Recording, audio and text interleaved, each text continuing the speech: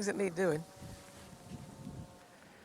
This pool's been established for about 4 years now, and I'm really pleased because it's growing well into the landscape. It looks as if it's always been here.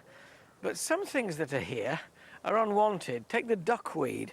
The fish clean out a lot of it, but I need to clean out a lot of the rest. And it's easily done with one of these telescopic nets, flat, on the end of a pole, and you can gently hoover it out of the water.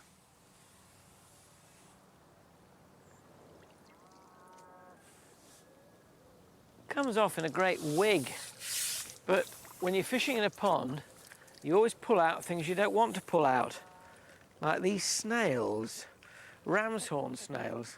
They're good for the pond, they help clean it up, so they need to go back in. Keep up the good work, fellas. Keep on with the hoovering. Now, the duckweed I didn't put in there. It arrives either on birds' feet or from an aquatic plant you put in. But this I did put in. This is Canadian pondweed, a very rampant oxygenator. It's good because it pumps oxygen into the water for the fish, but it's just too vigorous. A lot of people consider it a weed and won't put it in their ponds. I will put it in, but I do have to thin it now and again, and this three-pronged cultivator is just the job because you can screw it round almost like a corkscrew and then pull out this great wadge of Canadian pondweed. Woo! Now, you could put it straight on the compost heap. That'd be a great shame because it could contain all kinds of things from dragonfly larvae to small frogs. So the thing to do is to dump it rather untidily on the side of the pool and leave it there overnight so that anything which is inside it can crawl out back into the pond, and then you can come along and tidy up. But it's not all bad news. If you look around the margins of your pond, there are untold riches. These candelabra primulas here, the purple ones and the orange ones, have seeded themselves beautifully, this little patchwork of plants. Now, most of these I want to leave next year. A lot of them will be big enough to flower. But there are some of them that I want to move elsewhere. And at this time of year, moving plants straight to where they're going to grow is a risky business. Prise it up with as much root as you can, ease it out the soil, and then something like a 3.5-inch plastic pot, any ordinary potting compost will do, bit in the bottom, lower it in and fill around it with a spot more, and then water it in and stand it in a relatively shady frame until about September, by which time it'll have rooted really well and you can plant it out where you want it to grow. Well, this is an established pond. There are other things to do in a new one. It's 4 years since I built the big pond, but it's 5 months since we renovated this one. Do you remember, with the bamboo bridge and little bamboo waterfalls? Looking quite established now, and I've got some oxygenators going in it, not Canadian pondweed, but I want to introduce fish, so I'm putting in 1 or 2 more. They always look so unprepossessing when they're out of the water. This is water violet, and this is water milfoil, but just look how beautiful it is when it's underwater.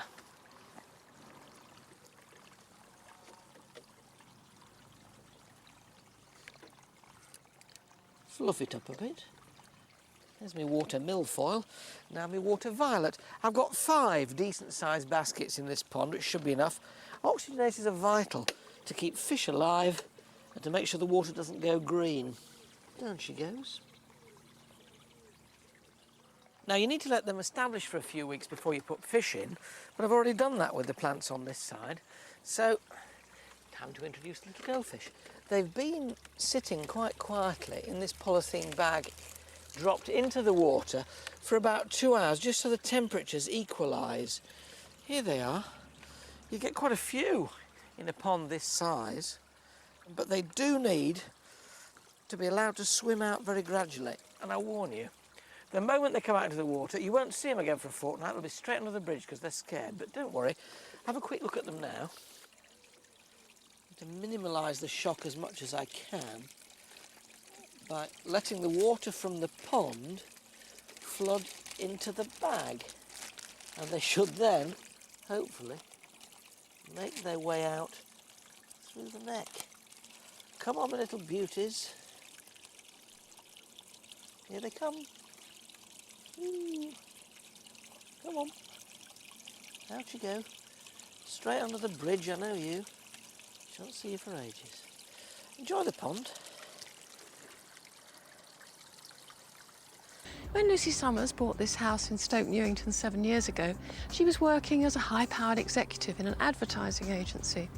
But now, although she'd never had a garden before and knew nothing about gardening, she's working as a garden designer. And the inspiration for this fairly major career change came from creating her own garden.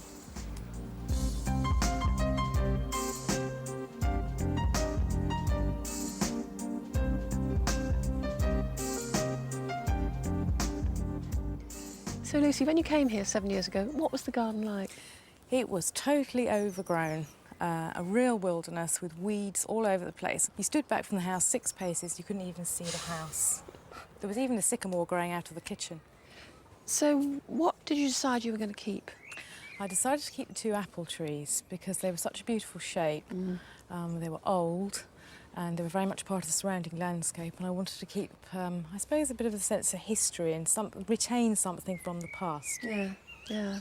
So once you'd cleared it, apart from the apple trees, you then had a blank canvas to play with. Did you sit down with a piece of paper, or how did you tackle it? Really, I started by sort of walking round and trying to get a sense of the feel and the rhythm of the garden. And I laid a hosepipe out around the apple trees and the features that I wanted to keep. And did these curves more or less suggest themselves? Not entirely, no. I took advice from a lot of people. I mean, I think a great garden is always more than one person. A very pretty, cool colour scheme we've just come through. Yes, it's very serene, and then you get through into the more sort of stimulating area of the reds and the yellows and you know, the touch of pink. Yeah. And some of the colour contrasts you wouldn't think would work. I mean, the clematis niobe with the golden hop is wonderful, isn't it? But in theory, you think wine red and acid yellow, no. I agree. I mean, the clematis really stands out against the yellowy green leaf. And also niobe does seem to go on and on if you can get a form that doesn't wilt, because it's very prone to wilting.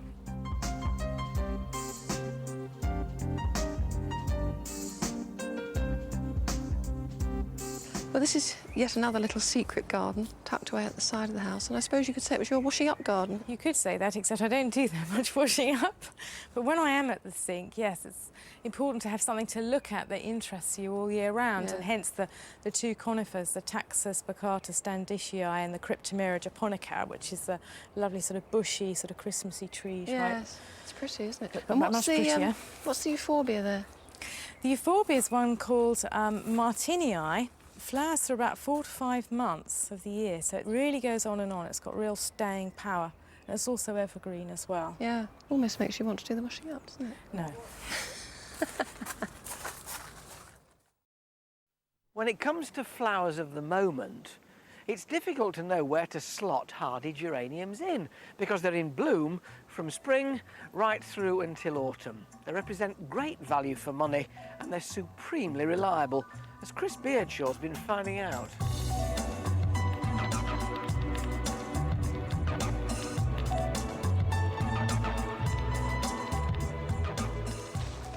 With an abundance of pastel-coloured nodding flowers and matte-forming foliage, geraniums have become the cornerstone of the traditional cottage garden. However, their biggest asset is their versatility and reliability. There's a geranium for almost every spot in the garden.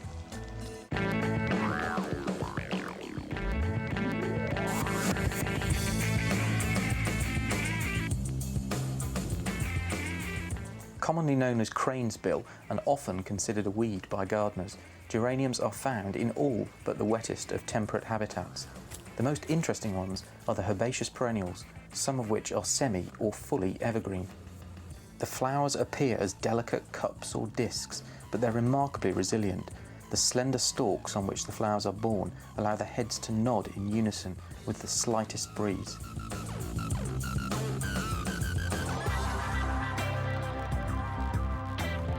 Geranium species cross very easily, and so there are now hundreds of different cultivars. One of these is Geranium nimbus, which has an abundance of silky blue flowers with contrasting deep purple veins held above a mass of feathery leaves. Probably one of the tallest and most hardy of all the geraniums is Silostemon, which makes an excellent plant for the centre of the border in our unreliable climate. This has distinctive magenta flowers with black centres and the large leaves produce some of the finest autumn colour of all the geraniums. An obvious choice for dry, shady or poor soils is Geranium phaeum samobor. It's well known for having the darkest purple flowers of all the geraniums. The leaves are also remarkable as they have an irregular dark mottling, and so it makes a great foliage plant even without the flowers. The beauty of the geranium is that once the first flowering period is over, they can be sheared right down to the ground to remove all of old flowering stems and leaves. Within 2 weeks, they'll produce mounds of fresh green foliage and produce a second flush of flowers. A naturally occurring variant of the meadow cranesbill is Geranium pratense striatum. The white petals have random mauve stripes and flecks. This plant may not be to everyone's taste, but it's a pure exhibitionist in a way that geraniums usually aren't. Geranium oxonianum thurstonianum has wonderful magenta flowers with delicate, narrow petals. It almost looks like a child has cut the petals with scissors and painted them with a brush. This is a designer's dream, one definitely worth getting excited about. It's only a few years ago that we were all into those pale pastels in the garden and white gardens. And I'm so relieved now that strong fiery colours like these orange and red nasturtiums have come back. They really do warm you up. Mind you, when even they can't produce enough heat, Alli Ward's got a more practical solution.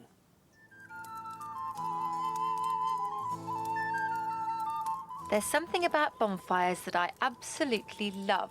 I think it's gazing into the flames. And even on warm summer days, once the sun goes down, it can get awfully cool. So I've designed this fire pit so I can stay out in my garden longer.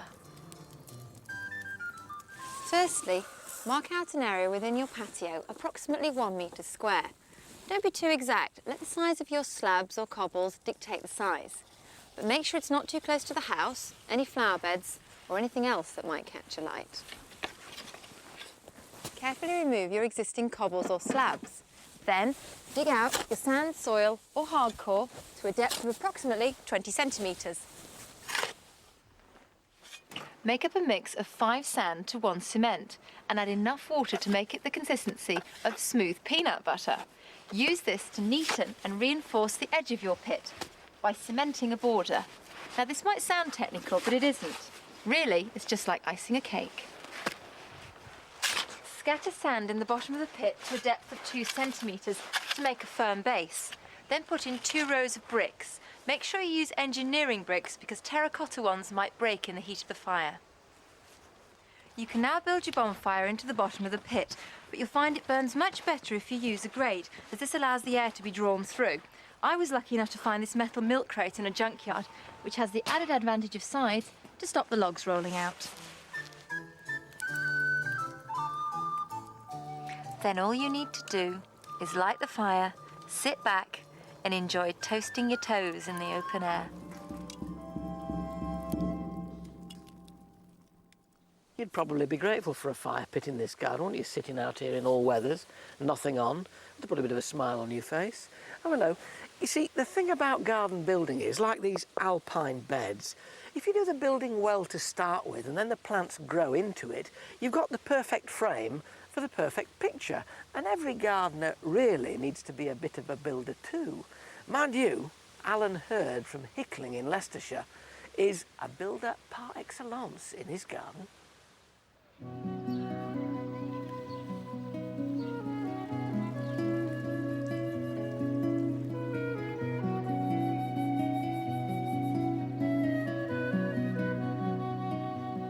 Today what I'd like to do is make a pair of Versaille tubs, just in softwood with tongue and groove boarding faces, little turnings on the top. The reason that I'd like to make those is because, generally speaking, when you go around the garden centres, everything has become such an extortionate price, and for a little bit of knowledge and encouragement, anybody can make them. They don't have to be made with mortise and tenon joints and grooved panels, etc., because I feel that simplicity is the best in anything that you make. The overall styles and types of timber that I like to use vary a lot, from softwoods through to hardwoods. but I've become very much a fan now of Western red cedar because we know that it is actually continually grown on a managed basis. I used to use Iroko an awful lot for my garden seats, but I can't be guaranteed, and I am being asked this question quite a lot, whether the forests that they come from are being managed or whether they're being flattened. So I've tended to go over to Western red cedar just so that I can actually say it is from managed forests. When I was younger and lived at home, my interest in gardening was pretty much nothing. However, over the years, I've become interested in gardening mainly through making garden items out of nothing. But out of that, I've found that gardening, planting and designing has become a real buzz for me. It's something that I can get away from work, even though it's still in wood probably. I can be out in the garden, making in wood or digging the garden and thoroughly enjoying it. So really my interest in gardening is very much in the bud at the moment.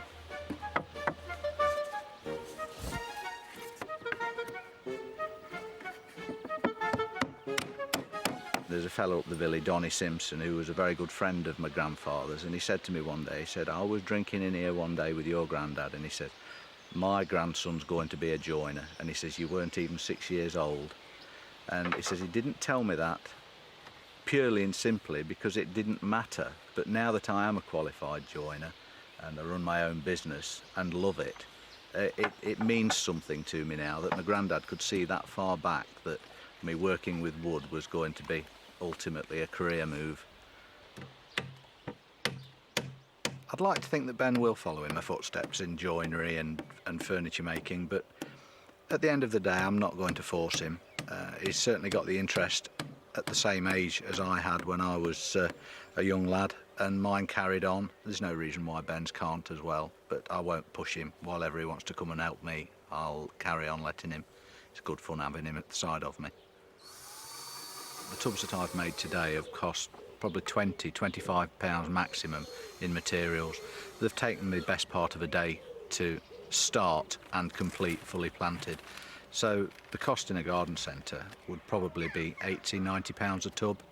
So it's got to be a saving, and at the end of the day people can enjoy making something and seeing it in the garden and say, I've made that, I've planted it, all me.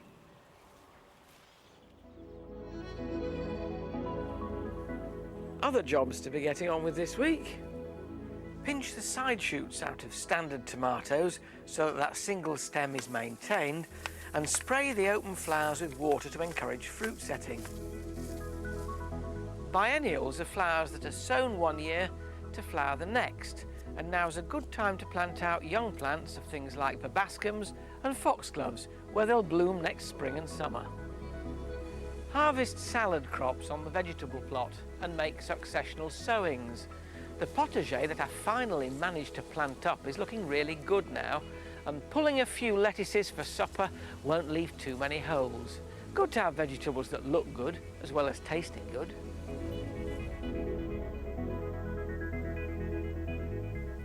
We're all so much more adventurous nowadays, and that must be a good thing. I mean, I remember my granddad, on his allotment, he only grew one herb, mint, to go with his new potatoes. Now we grow loads of them, and this has to be one of my favourites, rosemary, scent of the Mediterranean and of roast lamb. But the thing about rosemary is you must keep pruning it back to keep these young shoots coming, and by pruning it at this time of year, taking those shoots off, you can capture the fragrance and use it in winter. So don't be shy of taking the secateurs to things like rosemary. Do it with a vengeance. They may look butchered, but boy will they come back. The additional benefit of cutting it hard at this time of year is that you keep it stocky. You stop the formation of those tall spindly stems that get woody and then fall over. This way, your rosemary is kept youthful for far longer. Here in my Mediterranean garden, in a sunny spot and well-drained soil, I've found that I can get colour from my herbs as well as scent and flavour. These sages here are not the boring green kind, but the variegated one, Icterina, and the dusky purple one, this is Purpurea. Again with these, whiz over them at this time of year, taking off the shoot tips for drying for winter flavour. The only trouble with this herb garden is that it's a bit far from the kitchen. So, as Jeeves would say, I took the liberty, sir, of having some more herbs near the back door. Down here, we've got chives and mint and parsley.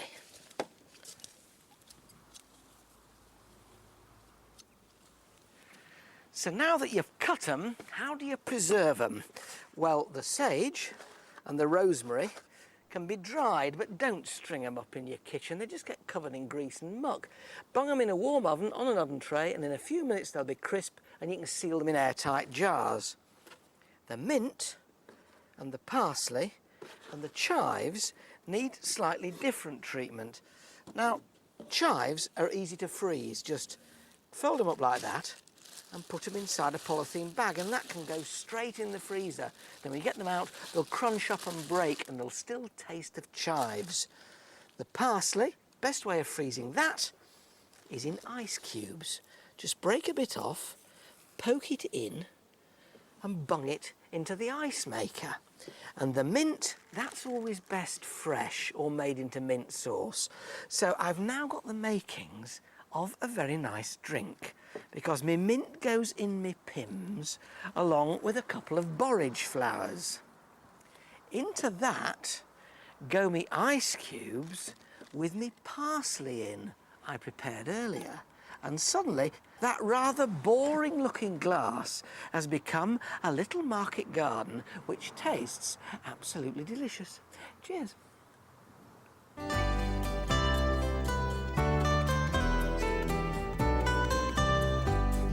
For more garden advice, check out our website at lovehome.co.uk. Coming up in half an hour, a trip to Britain's space rocket testing site in Coast. But next, more Gardener's World.